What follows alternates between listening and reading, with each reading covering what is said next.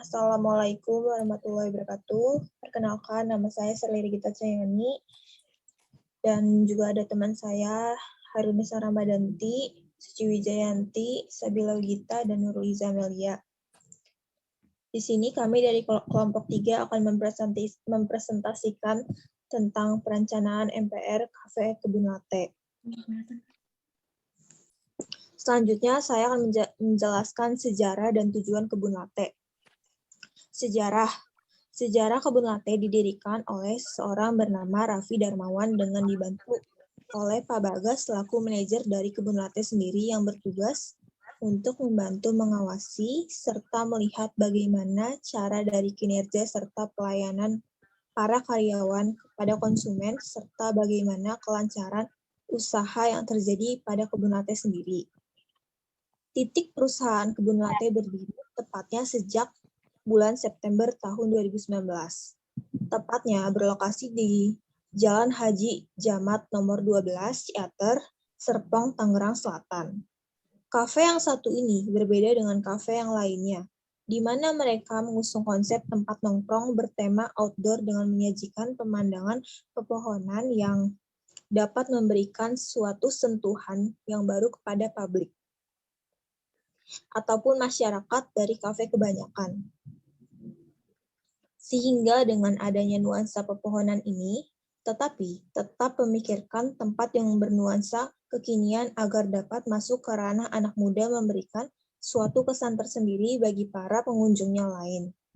Daripada pengunjung dapat menikmati suasana, akan tetapi kebutuhan akan tempat nongkrong yang tergolong keren bagi anak muda zaman sekarang tetap terpenuhi. Konsep yang unik dan menarik, inilah yang membuat kafe kebun latte menjadi viral di sosial media, sehingga dapat mendatangkan para konsumen. Selanjutnya, logo. Pada kebun latte, mereka memberikan logo dengan gambar yang sederhana, akan tetapi memiliki makna yang mendalam, seperti adanya gambar rumah serta angin sepoi-sepoi dan bagian bawah hitam berjumlah 2 buah yang melambangkan daun. Selain itu, yakni mereka mengartikan bahwa cabang yang telah dimiliki oleh kebun latte atas telah berjumlah 2 buah gerai, dan selain itu, mereka mengartikan dan memiliki tujuan serta makna bahwa adanya kebun latte itu sendiri dapat memberikan para konsumen tempat nongkrong yang bernuansa alam. Akan tetapi, dengan kenyamanan yang didapat para konsumen ketika di rumah sehingga membuat logo agak berbeda dengan kafe yang lainnya. Akan tetapi mereka lebih kreatif, yakni menawarkan logo yang sederhana dengan makna yang begitu mendalam. Dari bukanya outlet pertama ataupun kafe pertama yang berada di Ciater sejak September 2019.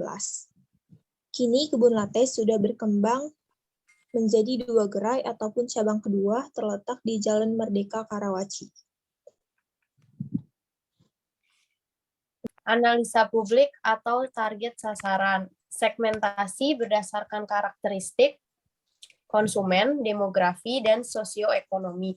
Pada segmentasi ini, kebun latte membagi atas beberapa pasar sebagai sentral ataupun fokus dalam melakukan fungsionalnya, yakni segmentasi karyawan, masyarakat umum, mahasiswa belajar, pekerja, dan keluarga.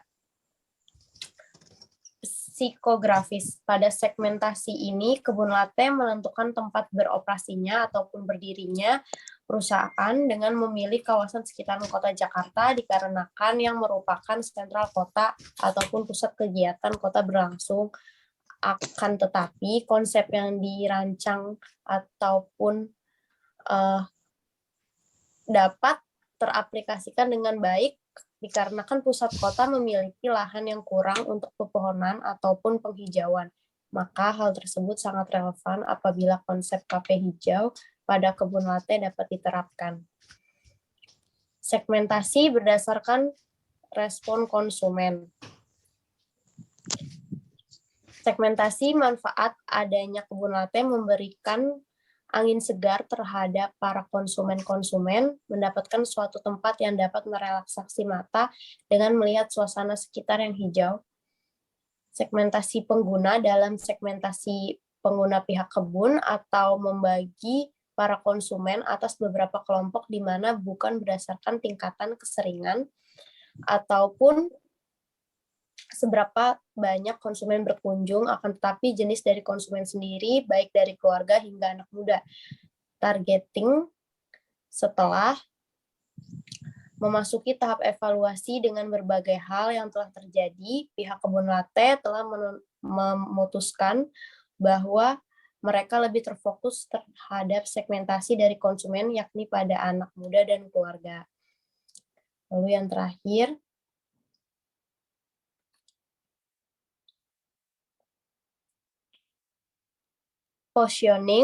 positioning menurut beberapa ahli positioning mencakup beberapa hal ataupun aspek, yakni perancangan serta penawaran atau citra suatu perusahaan agar target pasar mengetahui serta menganggap penting posisi perusahaan dan harus menampilkan beberapa kriteria sebagai satu keunggulan, diantaranya ialah penting, berbeda, lebih unggul, dan dapat dikomunikasikan, tidak mudah ditiru, terjangkau, dan menguntungkan.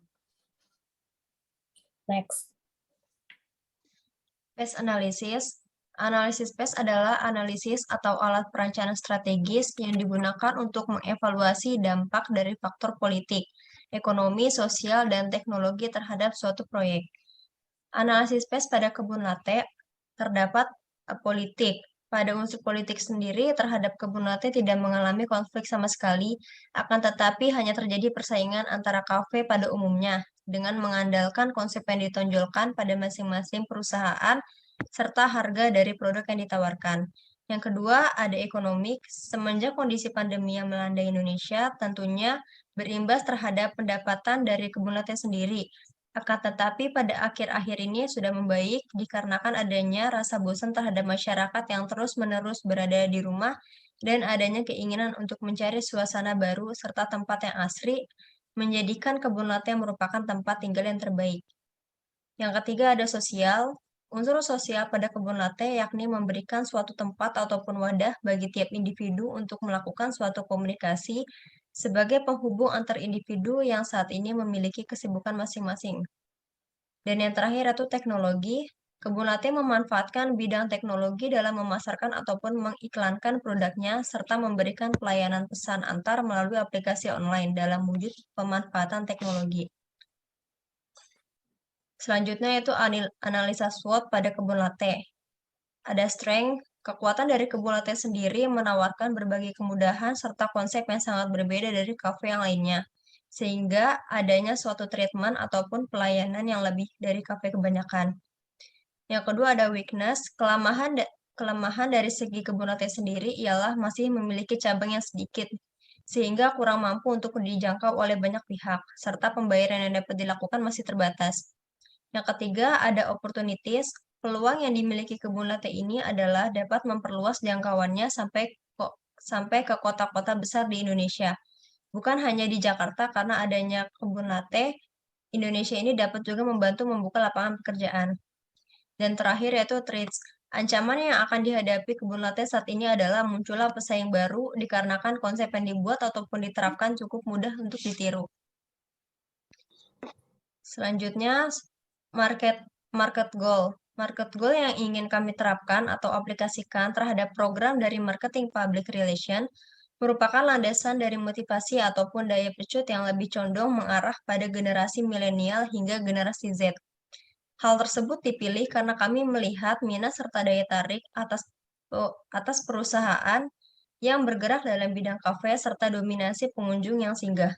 Jadi hal tersebutlah alasan kami lebih memilih kepada anak muda dengan rentan usia 17-25 tahun, serta berprospek juga terhadap pengunjung yang telah memiliki keluarga dengan meninjau hasil dominasi pengunjung saat akhir pekan.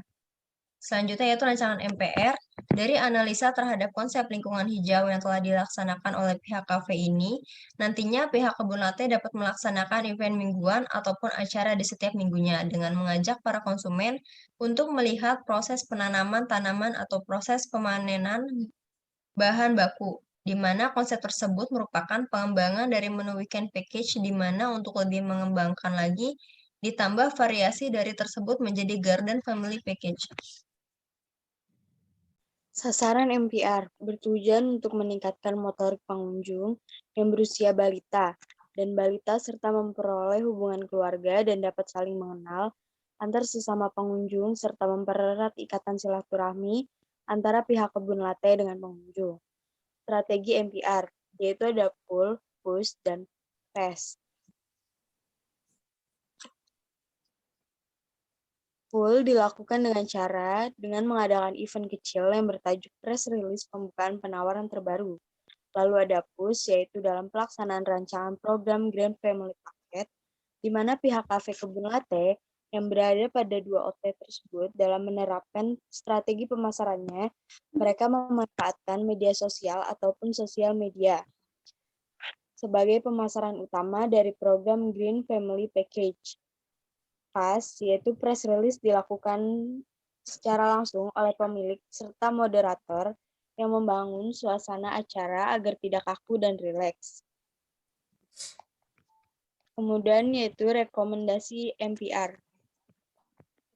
Rekomendasi MPR, inti dari rancangan program Garden Family Package ialah ditujukan terhadap para keluarga yang memiliki anak kecil, terutama untuk mengajarkan kepada anak-anak bagaimana caranya bercocok tanam, dikarenakan dengan kegiatan sederhana seperti bercocok tanam dapat memberikan dampak positif kepada anak-anak tersebut dalam meningkatkan daya motorik pada anak tersebut. Selain daripada itu, sebagai bentuk peningkatan hubungan komunikasi antara pihak kafe kebun latte dengan para pengunjungnya. Selain daripada itu, tidak hanya melingkupi kegiatan bercocok tanam saja, akan tetapi para pengunjung juga dapat melihat proses pemanenan bahan baku serta pengolahan atas bahan baku dari pihak kebun latte dan melihat tata cara proses pembuatan makanan. Dikarenakan untuk program tersebut, pihak kafe merancang yang berkonsep dapur terbuka.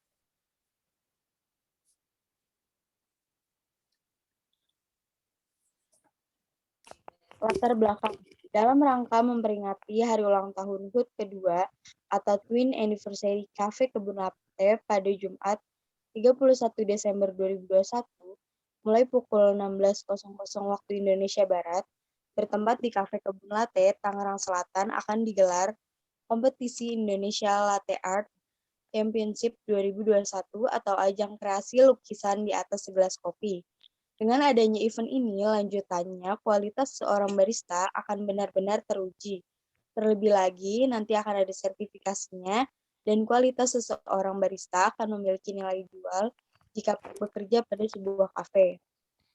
Susunan acara, pendaftaran, yaitu tanggal pendaftaran mulai 1 November sampai 10 Desember 2021. Biaya pendaftaran yaitu dimulai dari harga Rp150.000. Kuota terbatas. Link pendaftaran bisa dilihat di bawah ini, yaitu http://linktree.latte art kebun latte. Untuk info lebih lanjut bisa hubungi ke 0812 93 98 7075 atas nama Khairunisa. Selama lomba, para juri akan melakukan penilaian berdasarkan yang pertama kontras, kedua pola, ketiga sistemetri, keempat kreativitas, kelima tingkat kesulitan, keenam visual, 7 kualitas busa, 8 lingkaran emas, 9 volume. Di sini media publikasinya kita ada advertorial. Advertorial ini tentang kompetisi latte art tingkat skill barista. Next.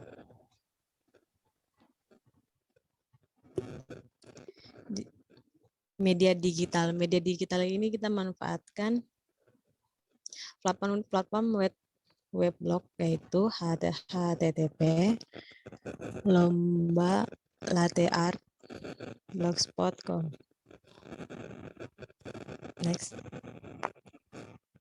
Next.